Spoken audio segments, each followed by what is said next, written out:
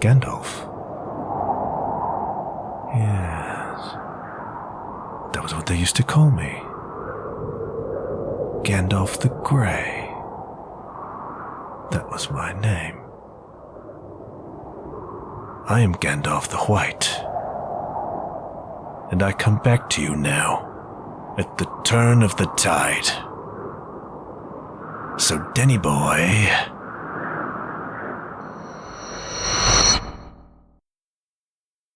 roll intro.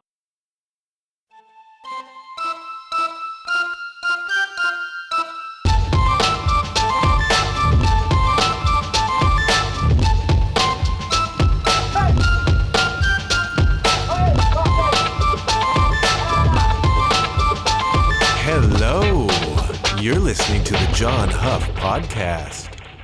Oh, yay. I'm becoming acutely aware of just how much noise there is in an average house on an otherwise quiet Friday night.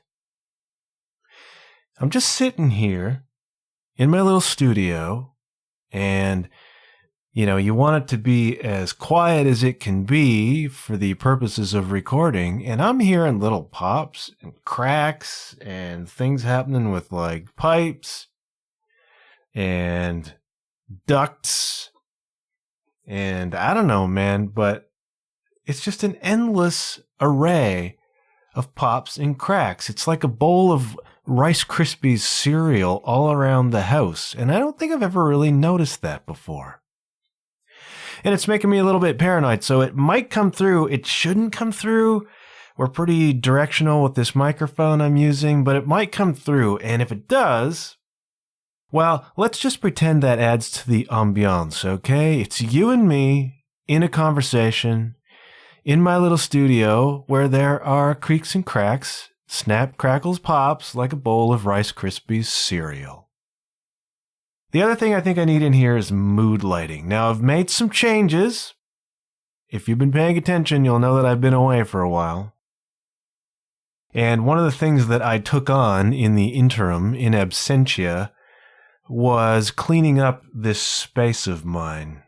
And at some point, I'm probably going to talk about all that. I'm not going to go deep into it today, here, right now, because I got a lot of other stuff to talk about. But I embarked on a program of cleaning up and reorganizing this office space and making it a more creative feeling room, bringing a lighter energy in here because there was crap everywhere. So I cleaned it out, got rid of a bunch of junk, and I now have room to put up art. So I have some art here on my walls now. On my desk, it is bespoke, custom, original artwork by some friends of mine.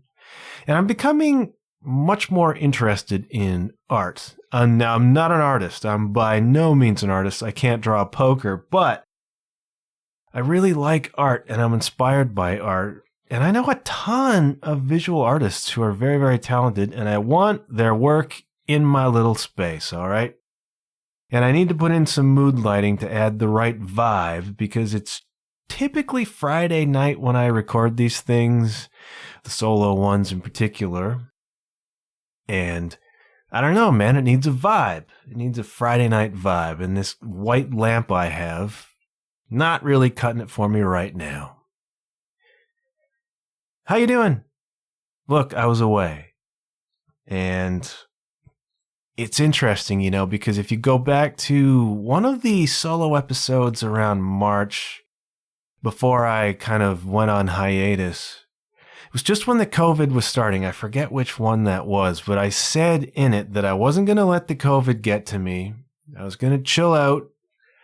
So everything's going to be fine. And long story short, I failed in that, and I did let it get to me. And the combination of the COVID stress in the world and what went on with the George Floyd and the rioting and all of the fear and anger and anxiety that just exploded in the world exploded in me. And I have described this to people as an obliteration. I really was knocked on my butt, and I spent a lot of the summer as a recluse. Now, we all did to a certain extent, but I felt this intuition that said, hey man, you need to get small. And by that I mean existentially small. So if you look around over the past few months, there's no podcasts, there's no blogs. You will not find a lot of me on social media.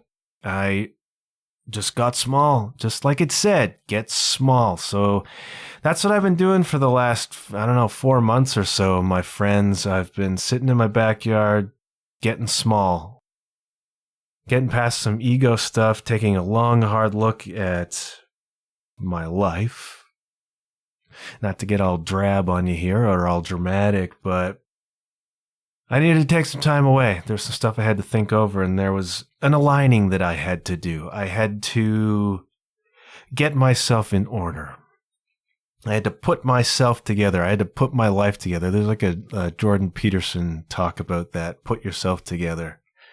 To a certain extent, I had to put myself together, and that's what I've been doing for the last little while. And part of that was cleaning up this creative space. Now, I had zero impulse to do anything for most of the last 4 months. I was just kind of sitting in the backyard shaking. But it's funny because when I started cleaning up this space and when I put a little bit of art out on the wall and I picked up a fabulous Denny Gautier that is sitting here beside me, I began to have creative impulses again. And one of the primary outlets for that, for me, is this show. And I was reluctant to do it.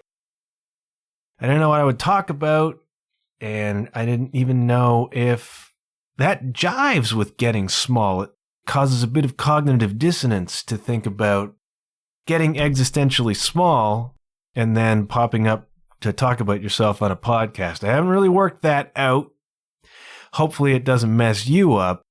But I had the creative impulse to begin doing something again. And then we lost Eddie. And suddenly, this whole episode just began to take shape. I didn't expect to come back with a 100% all-music episode. But, when I sit down to do the solo-sodes, I rarely know what's going to happen. I jot down some notes. There's some stuff that I decide I want to talk about because it's interesting to me and or might be inspiring for you. And the pieces come together. And sometimes it doesn't appear on the surface like they work, like the tapestry won't weave, or at least won't look pretty when it does. But in this case, the lines just came together, and it starts with Eddie. So Eddie Van Halen's parting gift to the world, apart from years and years and years of epic, classic rock and roll music, is maybe getting me to start doing this show again. So thank you to Eddie. Man, I'm not a guitar player, but I'm fascinated by guitar players. When I go to the King's X show, I don't sit where I can watch Jerry Gaskell play drums, as great as Jerry is. I stand right in front of Ty Tabor, the guitar player. And I am mesmerized for the hour and a half or 2 hours that dude is on the stage playing. And so it is with Eddie Van Halen. Now, Panama's important, okay? Panama is an extremely formative song in my youth and in my development as a rock music fan. Now, I missed Van Halen, okay? Essentially. I missed the late 70s, early 80s Van Halen. The first Van Halen I really encountered was 1984, and I was like 10-ish years old. And I just distinctly remember my neighbor playing Panama on his ghetto blaster. Oh yeah, kids, we're going back to the 80s here. And I had never really heard anything like that before, and I didn't know what it was, but what I knew was that I like that. I like those guitars. I like that riff. I like the way this song moves and sounds. And Panama became one of my favorite songs, and probably, I don't know if it was the first, but it was the first song, the first rock song that I can remember noticing. One of the others, incidentally, was Turn Me Loose by Loverboy. And I have distinct memories of being, how old would I be when that song came out? Maybe 8 or something. I grew up in a lacrosse town, and my family was a lacrosse family. And so we had been to the local lacrosse game, and which we did almost every weekend. And we got home, and I was in my bedroom, and I had the radio on. And I remember a song coming on that just perked my ears, which I now know in retrospect, some 40 years later, was Turn Me Loose by Loverboy. So that might have been the first, I don't know, but Panama was the first, like, real hard rock, hair metal, if you like, song that I really heard and noticed. And it remains one of the songs that I think about and listen to most affectionately in my life. And, you know, it's going to sound weird for me to say this, but I love Van Halen. 1984 is the only record I own. It's not the only one I listen to. It's the only one I own. And there is just something about what I call the real Van Halen. And that is from the first record, Van Halen 1, right up to 1984. The real Roth years when Van Halen was Van Halen, because Van Halen stood for something. It represented something to a 10-year-old boy who didn't understand cocaine and alcohol addiction. Van Halen was the quintessential rock and roll band, the quintessential rock and roll party band. Some of you younger folks aren't going to get this, but rock and roll used to be about parties, man. Rock and roll in the 80s, rock and roll in the 70s, it was about sex, drugs, rock and roll. We're here for a good time, not a long time. Now that changed in the 90s. Everybody got all sad, can't be happy anymore. But in the 80s, 70s, man, it was all about a party. It was all about middle finger to authority. It was all about having a good time. And Van Halen is, in my mind, the picture of that ethos. David Lee Roth with that hair and the screams. Eddie Van Halen, who is, I mean, it's not enough to say Eddie Van Halen is a virtuoso on the guitar. He is singular. Eddie Van Halen is singular. He is in the pantheon and he has his own category. Even I know that. But I have this real affection for the image of Van Halen in the late 70s and early 80s. It really means something to me when I think of Fast Times at Ridgemont High and Jeff Spicoli, and I think Van Halen, you know, the real Van Halen, the Van Halen singing Ice Cream Man and Running with the Devil and Unchained, the real Van Halen playing And the Cradle Will Rock. That was a party, man.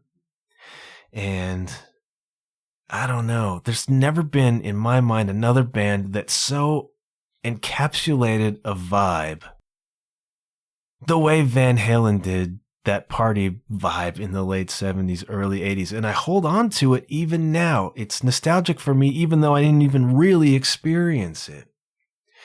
But I love that Van Halen. And I know a lot of people like the Van Hagar. Not so much me. And Van Sharon, I don't know if that's a thing or not. And, you know, God love Gary. I'm not even going to say anything else about that. But for me, that's Van Halen. All right. Late 70s, early 80s. That is Van Halen. And what came after it, not so much Van Halen. Now, part of that is I'm such a huge David Lee Roth fan. And there is just something about that guy that is hypnotic to me. I watch him perform. I watch that swagger that he still has now at 70 years old or whatever he is. There's so much charisma in that dude. He is, in my mind, the quintessential rock and roll frontman. There is only one Eddie Van Halen. There is certainly only one David Lee Roth. And so that's probably why I gravitate towards the Roth Van Halen from that era. Now, the sort of tail end 2000s Van Halen, Roth, okay, it's them, but it's, you know, it's not Michael Anthony, but that late 70s Van Halen is something, man. It's something. That is a special entity. And I love David Lee Roth. And if you are into solo podcasts in particular, I've probably talked about the Roth Report, the Roth Show, whatever he's calling it now. Go check out David Lee Roth's podcast. What a mind that guy has. It's absolutely bewildering. It's like being in a hallucination. It's like being inside Hunter S. Thompson's head for an hour, where David Lee Roth just sits down and his whole speech is like scat. The dude is just scatting. Freeform, he just sets it up, stream of consciousness, and just talks about whatever he's talking about. And half the time you have no idea what he's even saying, but there's such rhythm to it and such energy. And a lot of time you sit back and you think, how does this guy come up with this stuff? Like, what is going on in there? He's a strange dude. There is no doubt about that, but he is utterly singular, incredibly charismatic, and I don't think gets enough credit as a singer. A lot of people sort of frown on David Lee Roth's vocals, and I think they're missing something because I think he's a great singer when he actually sings. And what a mind that dude has. So I'm a big Roth guy.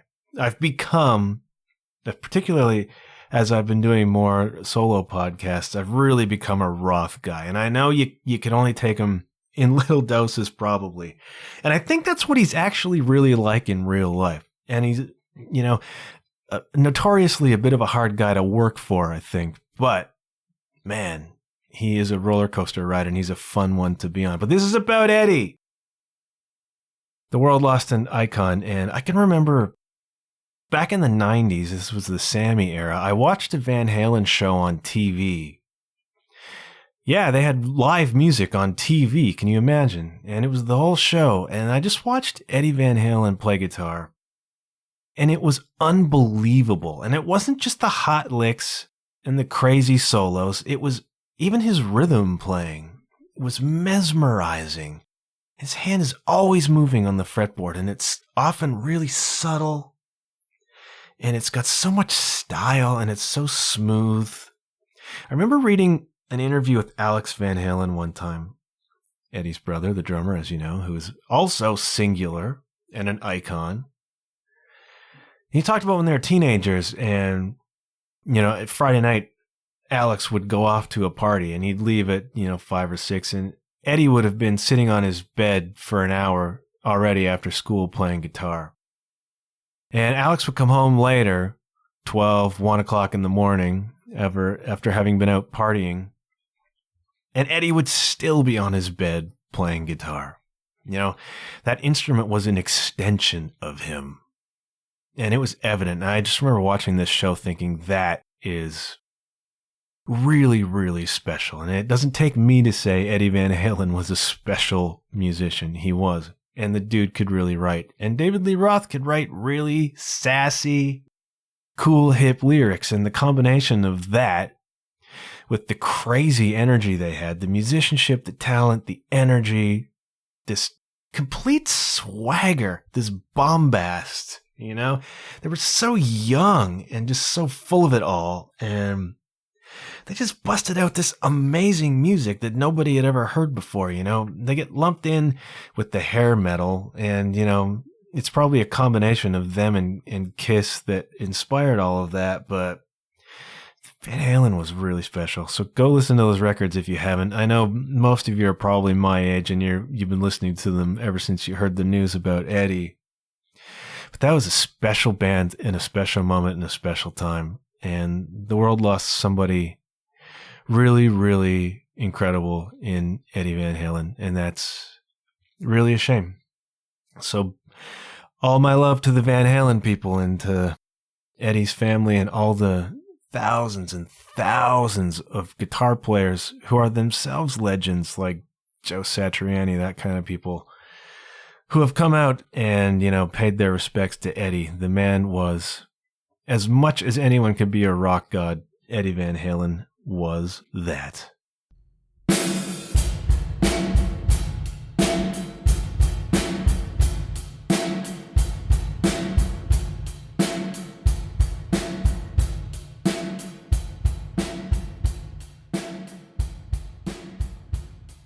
Now, This is turning into the classic rock episode because this week, if you can believe it, it's 1980 all over again, kids. AC/DC released a new song this week. Can you imagine?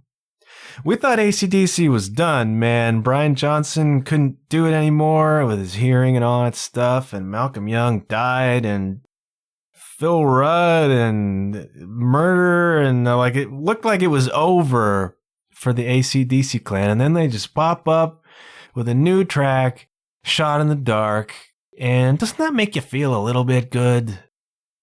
I have a soft spot for AC/DC, and I'll tell you why. When you grow up the way I did, in the evangelical church, in the 80s, as a teenager, AC/DC was way high up on the evangelical hit list, okay?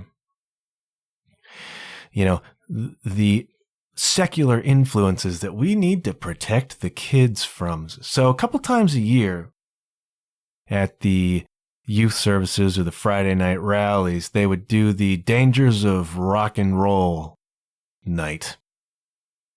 And so they would, they'd trot out the AC/DC and the Kiss, these bands that they said were from the devil. And they'd try to scare you, man, because AC/DC had songs like Hell's Bells and Highway to Hell, where they talked about having a party in hell. That's not going to happen, mister. And Kiss was the other big one. And then in retrospect, I laughed my head off because, really? Kiss scared you? Kiss is the one I laughed my head off because, really? Kiss scares you? I was made for loving you, baby. Oh, that's terrifying. Those guys, most obviously, Knights in Satan's service, worship the devil. And we don't need any of that Antichrist devil's child around our youth, young man. And once in a while, they'd bring out the backward masking gear. I remember one time they had a song by the Beatles that they played backward, and it said something about Turn Me On, Dead Man, and Start to Smoke Marijuana. That was in there somewhere. So there was obviously a plot to poison the kids' heads, and it came straight from the devil because he invented that technology. So strange it was indeed when the Christian rock band Petra famously opened a song with a backward masking loop, their song Judas Kiss, and I recommend you go listen to that song because it's great. I really love Petra, and I don't have time to talk about all the music I want to talk about here today, but Petra was a formative band for me too in the early 80s. Christian rock band, but supremely talented, wonderful songwriters, and the singer at the time, Greg X. Volz, was absolutely unbelievable. Anyways, they had a song called Judas Kiss, so I'll probably talk more about Petra someday. And they used backward masking at the start of it. And if you played it backwards, it said something to the effect of, why are you looking for the devil when you should be looking for the Lord? Something like that. And I like that about Petra because Petra would challenge the church, man. You know, why this witch hunt? They even had a song called Witch Hunt, which was all about this kind of petty, judgmental, seeking out the bad in people that was going on at the time. So kudos to Petra. But the backward masking was a big deal. It was a big issue. It was a big problem. It was a big threat back in those days. You play a Beatle record backwards, you're going to get all sorts of satanic messages because love, love me do. You know I love you. We don't need any of that in our church. We don't need that love stuff in our church. It's from the devil. And so it was with AC/DC because that young man had horns on his head on the cover of that record. And I look back at it now and I laugh my head off. I love Bon Scott. I'm a Bon Scott guy. I respect Brian Johnson and all that stuff, but I am a Bon Scott guy. That dude had one of the great rock voices of all time. Bon Scott, man. And I look back now and I smile because Brian Johnson there's a show on Netflix which is called Brian Johnson's Life on the Road. It's not on Netflix, sorry, it's on Prime. And it's a 6-part series, and it's Brian Johnson just sitting down for coffee or a beer with other rock stars to talk about life on the road. So there's Joe Elliott, and there's Sting, and there's Lars Ulrich. And it's just Brian and that guy talking it all over. It's incredibly interesting, particularly if you're a musician. But what makes me laugh is that Brian Johnson is the sweetest dude. He's all just smiles and laughter and hugging people. He's the nicest man on television. And, you know, AC/DC's from the devil and they're Satan worshippers. Can you imagine? This is what I grew up with, man. So when I hear that AC/DC's around, after all they've been through, and, you know, the insane world that I grew up in with all that stuff, I just find it very comforting, and it makes me happy that AC/DC has a new song. And you will be surprised to know that it sounds precisely like an AC/DC song. What else would you expect? Why mess with the tried and true formula? Now, what I did notice about it is that Brian Johnson's vocals sound really good. It seemed to me that he was beginning to sound a bit computer generated. After about Thunderstruck, it was like something felt weird about his voice. It could be just the way they produced it. I don't know. But I listened to this song and it was like, yeah, it's all there. It sounds really good. So maybe the time off actually was helpful for his voice. And, you know, if you want a lesson in perseverance, if you want a lesson in sticking to your guns, look at AC/DC, man. Everything they've been through, the sound that they've cultivated that has been imitated but never duplicated by so many other bands. Look at AC/DC, man. Stick to the vision. Now, speaking of bands that sound like AC/DC, they obviously spawned a lot of bands like that kind of 3-chord, bluesy sounding, scratching vocals, and you'll think of Cinderella if you're of a certain age. Oh, they were somewhat different, but the general vibe. Britny Fox, that's a bit more of a deep cut. I don't know how many of you out there were around in the 80s hair metal scene. Britny Fox was a band that had that AC/DC vibe. I forget how they described their look, but it was like Victorian trash. You know, they got like these big, frilly, poofy kind of shirts and lapels and the big teased up hair and stuff. I thought it was awesome when I was 14. Looking back now, you know, I get it. All right. I get what hair metal looked like. All right. And it's too bad that it did look that way. Although that's MTV, man. It's too bad that it looked that way because it sounded freaking amazing. And those cats could play and those cats could sing like nobody's business. And that music deserves a lot more respect than it gets. All right? I'm not just saying that because I grew up in the era. I'm saying it because it's true. In any case, Britny Fox, you know, particularly the first couple records, go check those out. There's a song on the first Britny Fox record that I still really love. It's called Don't Hide. And they had like a really nice guitar tone. You may or may not dig Dizzy Dean Davidson's vocals on those records. An acquired taste maybe, but we loved it when I was a teenager. So, you know, check out the Britny Fox. But before you do that, oh, and I've got Airborne written down, of course, and Jackal. I really love Jackal.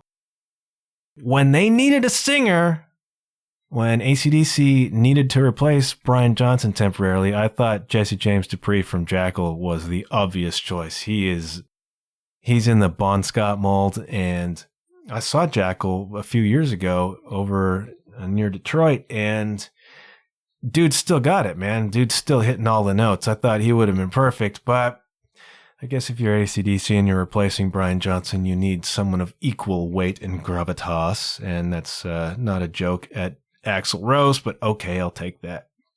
Jackal's great, but there's a real deep cut coming. 2 of them. Go and check out Dirty Looks. Dirty Looks released in the late 80s on Atlantic Records. Maybe my favorite album of the entire hard rock hair metal era. It was cool from the wire. Atlantic Records, Henrik Ostergaard, rest in peace. He is gone now. Dirty Looks should have been a much bigger thing than they were. They released that record is hard rock perfection. The riffs, the catchy choruses, Henrik's voice, some good lyrics, some straight up 80s rock and roll lyrics, oh Ruby, but what a great record, and what a talented dude Henrik was, and he died several years ago, which is a freaking tragedy. And Dirty Looks never reached the heights that they deserved, but if you're into that AC/DC sound, particularly the Bon Scott AC/DC sound, go and check out Cool from the Wire by Dirty Looks. Listen to No Brains Child. Listen to Get It Right. Listen to Put a Spell on You. That whole record, front to back, is just a freaking hard rock masterpiece in my opinion. So, if you're into that AC/DC vibe, go check out Dirty Looks. Now, an even deeper cut than that, there was a Christian band in the late 80s called Ex-Sinner. And they released, in the heyday, 2 records. The first one in particular is called Get It. Now, they're an LA metal band. There's a handful of Christian bands from the kind of white metal era, they called it, that I think had the legitimate chops to make it in the secular music world in another time and place. In a parallel universe, I think Ex-Sinner could have done well. Like, they had fundamentally that more Brian Johnson AC/DC sound, heavier, and just a hint of Def Leppard through here and there on some of the vocal harmonies. The singer was a dude called David Robbins, and I don't know how you do that. I don't know how you do that guy's voice. It was just crazy, and the Get It record was produced really well. It was like a thick, slabby, but still polished. It was an AC/DC sound for sure. Just thicker and heavier. And David Robbins just wailing, just screeching. I don't know how that dude could do a show without his throat just flying out of his face, A voice like that, let alone a tour. Amazing. And he only did 1 record with the band, and then he just disappeared. And there's literally no trace of this guy anywhere. Like, every now and again, I scour the internet. Like, whatever happened to David Robbins? Did he release anything else? He didn't. He disappeared. There's no trace of this dude except in the context of Ex-Sinner and the Get It record. Very, very strange, because what a voice this guy had, and he was in a good band. But he disappeared, and they brought in a dude called Rex Scott, who used to sing for a band called Zion, and they released an album called Peace Treaty, which I also think is a really great hard rock record, just not heavy enough. Not as heavy as the first record, although there's some really great tunes on it. But if you're an AC/DC kind of guy and you want super deep, similar sounding bands, deep as in obscure, deep cuts, go get the Dirty Looks record. It's freaking great. And if you can find it, check out Ex-Sinner. And even if you're not an AC/DC fan, I want you to be inspired that AC/DC exists. At their age, with what they've been through, those cats are back doing the thing they love. They do not need the money. In fact, they can't even tour right now, and that's where the money is. They're just doing it because that's what they do, man. And you have to be inspired by that. And all you, late 40s people like me, I'm officially late 40s now. I tipped over 47 recently. Hold on. Hold on to the dream, guys. You don't have to burn out at 47. I know everybody seems to produce their best stuff in their 20s. Hang in there, folks, and be inspired by AC/DC, and go listen to Dirty Looks and Cinderella and Britny Fox and Ex-Sinner and all those bands that push out straight up, loud, 3-chord rock and roll. You need that in your life, kids. These days especially, you need something to just let your hair down to and rock on, man. I know, sometimes it's just that simple. Shot in the Dark by AC/DC. You just put that on and you just bounce around. It's like, all right, that COVID's happening and the second wave is coming and the world is falling apart and Donald Trump and Mike Pence has a fly on his head, that calls for rock and roll, man. Calls for 3 chords and a screeching vocal and 3 minutes of just jumping up and down to get it out of your system. So go do that, all right?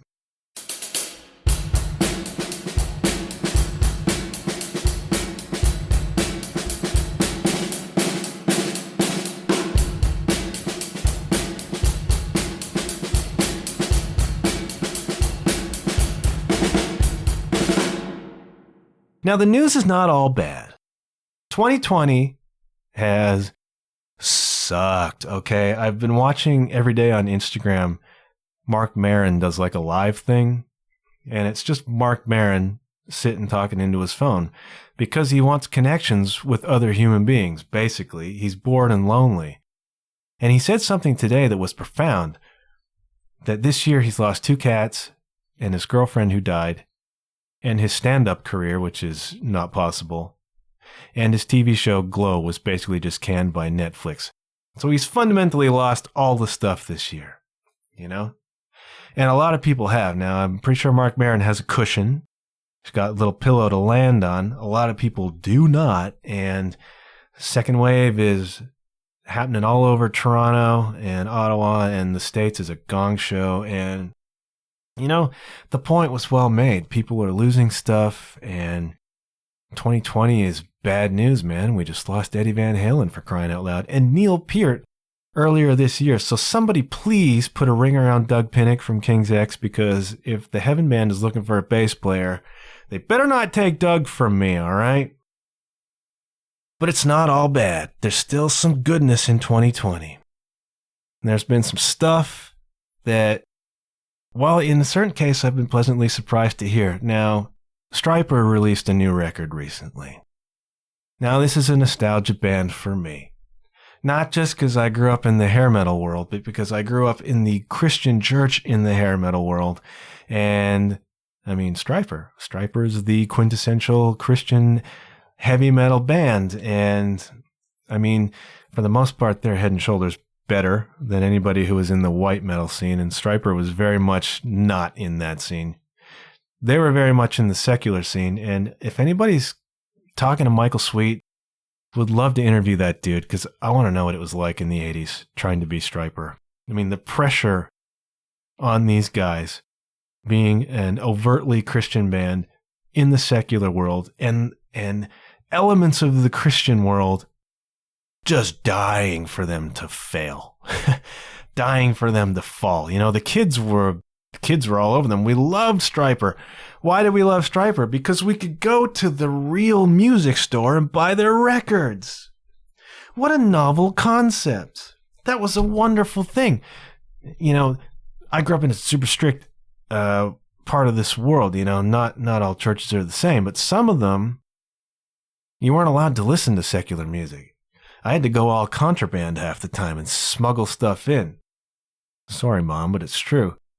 And Stryper, you could walk into the real music store, not the Christian bookstore downtown, but the real music store, like all the other kids, and you could buy a Stryper record because they were on a secular label and they were in the secular world, and they were a big band in that world.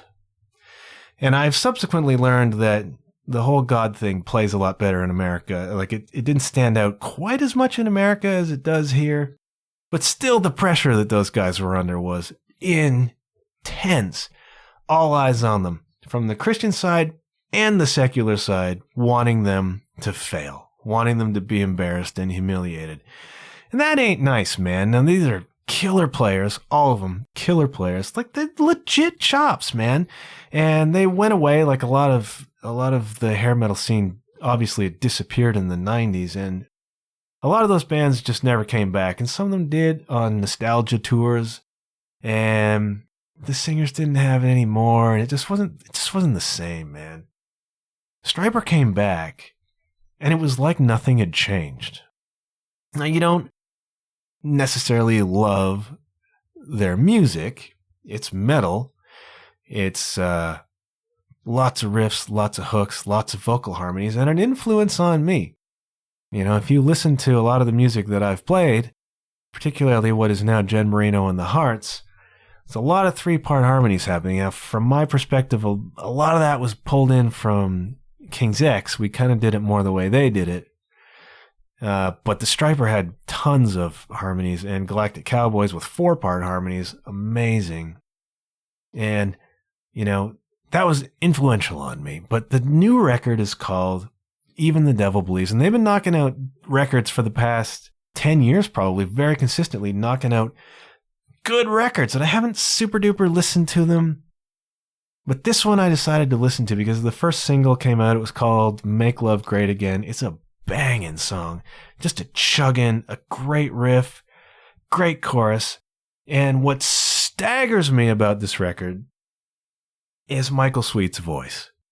Now, this is a 60-year-old dude who is most famous for hitting those crazy 80s high notes, right? And 90% of the singers can't even come close anymore. And every song they play is drop-tuned, way drop-tuned to try to make so the singer's range still works. And they don't have it anymore. And Michael Sweet sounds like he did in 1984. It's stunning, and I've watched a ton of live stuff on the YouTube, and the dude still has it 100%. And I gotta think that's a lifestyle thing. Now, I know there was a section of time, like there was a bunch of years that he didn't sing, and that might have helped. But I'm thinking it's a lifestyle thing because, Christians. Now, he's gotten in trouble recently for posting pictures on Instagram of him smoking a cigar. This is the kind of life that those cats lived, all right? This is what I'm talking about by pressure. Michael Sweet smokes a cigar, and the Christian world jumps on his head. What are you doing? That's sinful. How could you set that example? Like, dude, can I just be a person? And, maybe he likes a glass of wine, but, I'm pretty sure Mike's not pounding the whiskey and the weed and all the stuff that I think wrecks a person's voice. And it's evident because it's crystal clear. He's still banging out the high notes. Even if high notes aren't your thing, it's amazing that he's still hitting them. And he sounds amazing, and the band sounds amazing. And if you're a metal guy and you've never really given Stryper a chance because, they're somewhat, in your estimation, tainted by the Christian thing, I get it.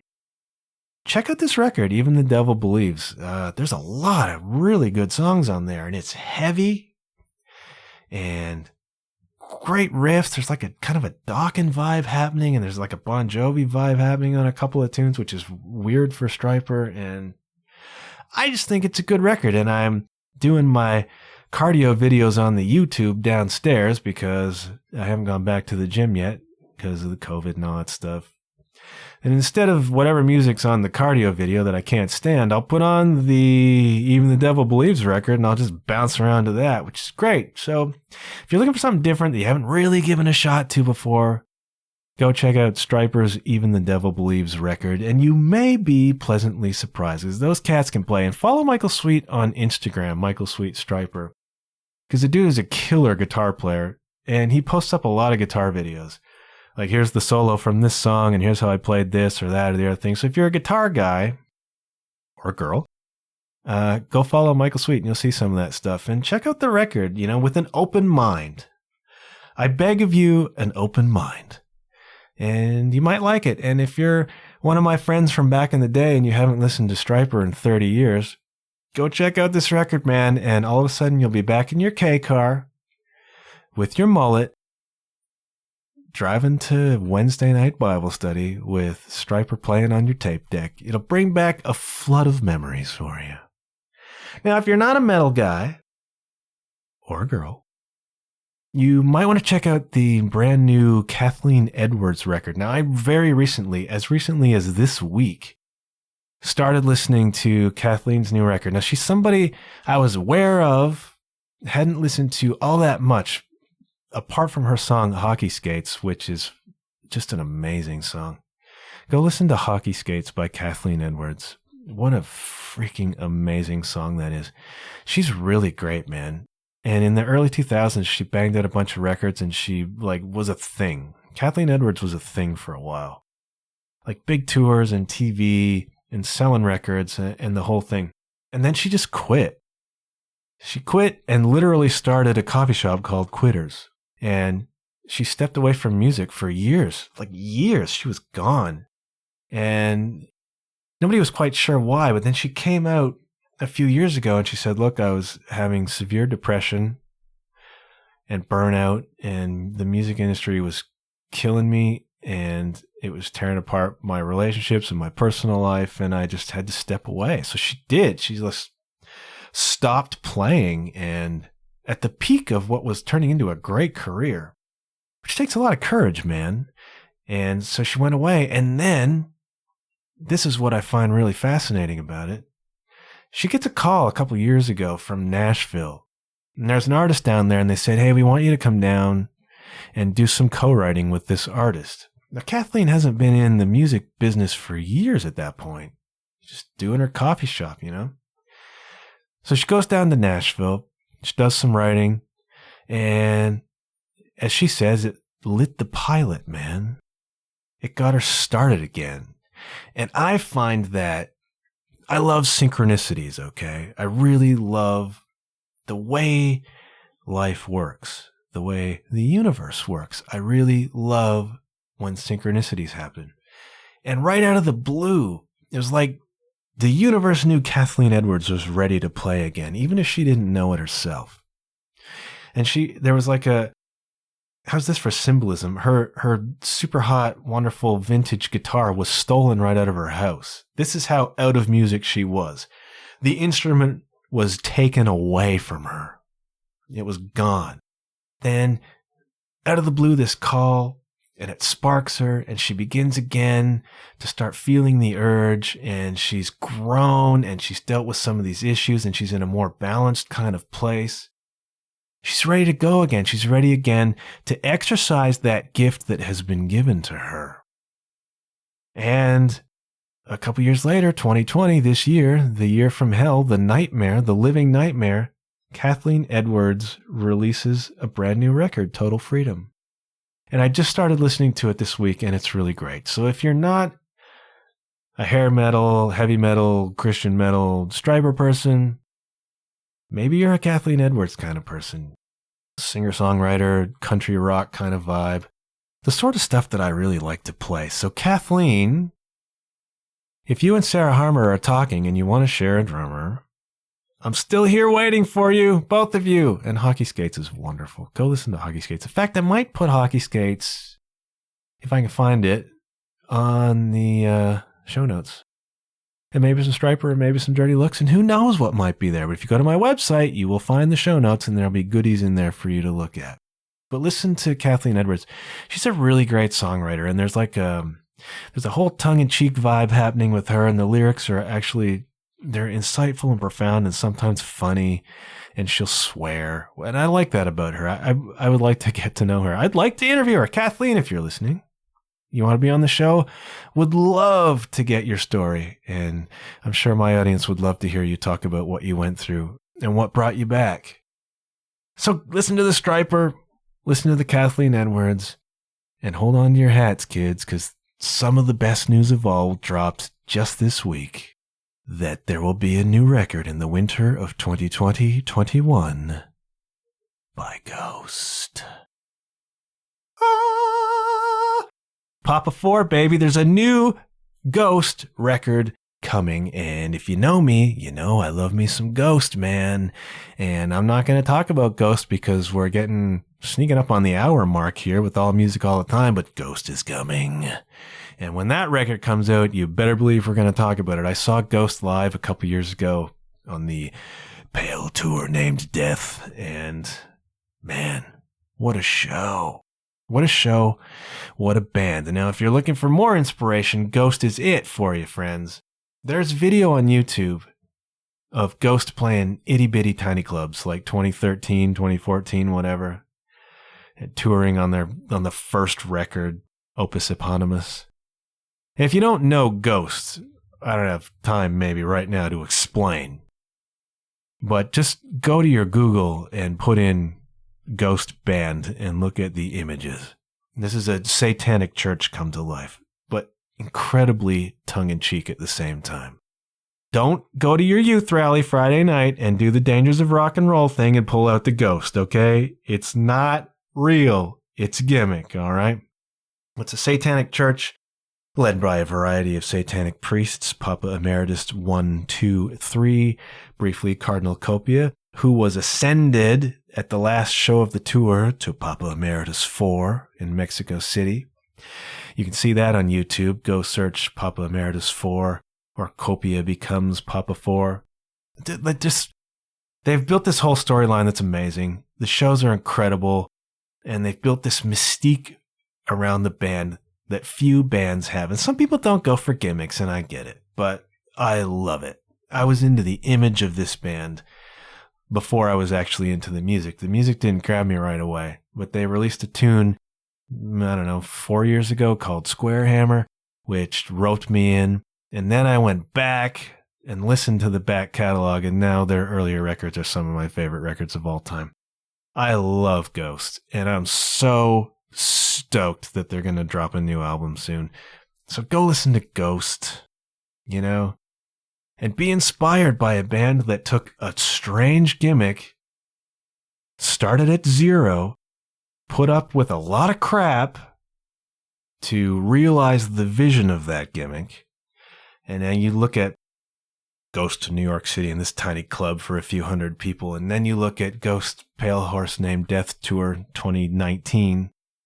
And you see them playing arenas with their set, which is amazing, with the kind of faux stained glass windows and the whole stage setup and the lights. It's freaking amazing. And the leader of this band is Tobias Forge. And my hat is doffed to Tobias because that vision took courage, man. It took courage to follow this through and stick with it, because there were haters along the way. And there are haters now because Ghost is from Sweden and they look like a Scandinavian death metal band, and they are so not.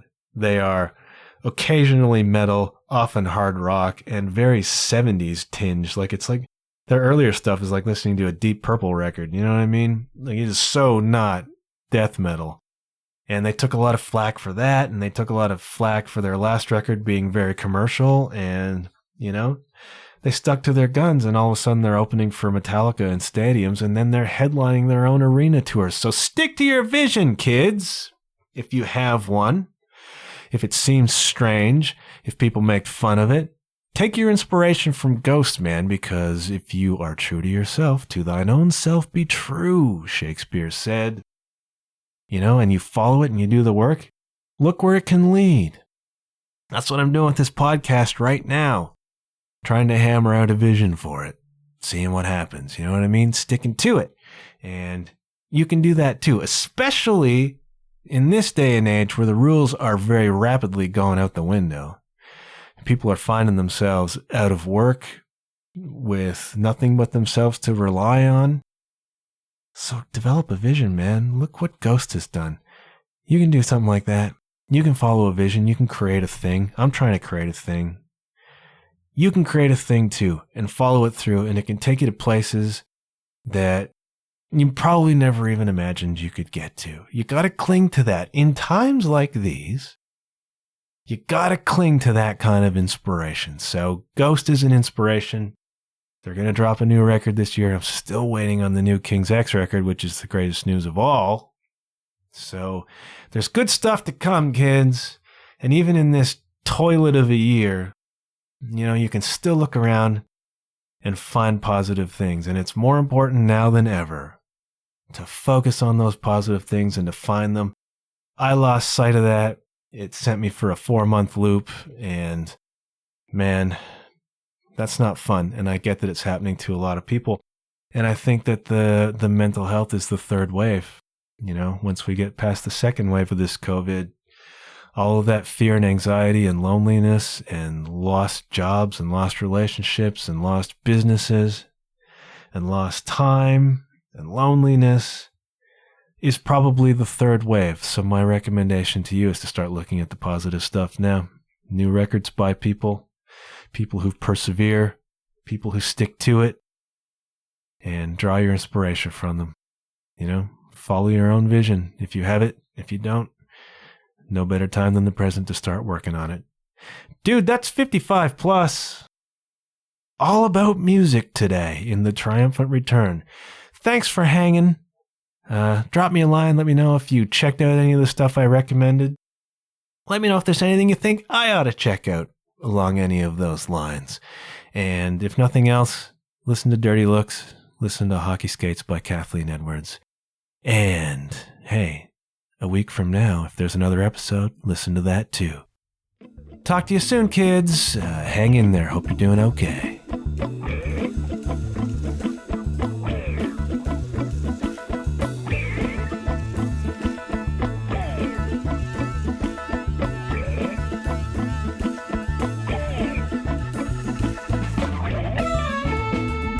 Thank you once again, gentle listener, for taking in today's show.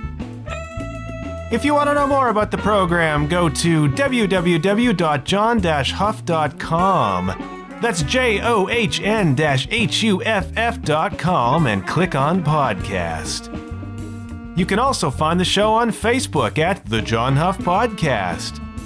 If you're an Instagram person, you can find me at JW_Huff. If you're a Twitter person, you can find me at JWSHuff. No matter where you listen to the show, please do me a big, big favor and leave a rating and review. Preferably a positive one. That's all the time we have for today, but I'll be back very soon. Until then, keep your wits about you and remember, good things happen when you put yourself out there. Bye for now.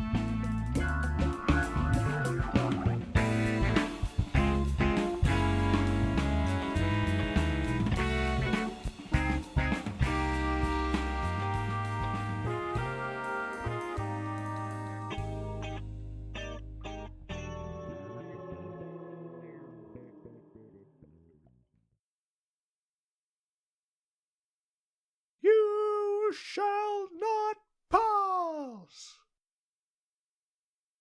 Where are we going?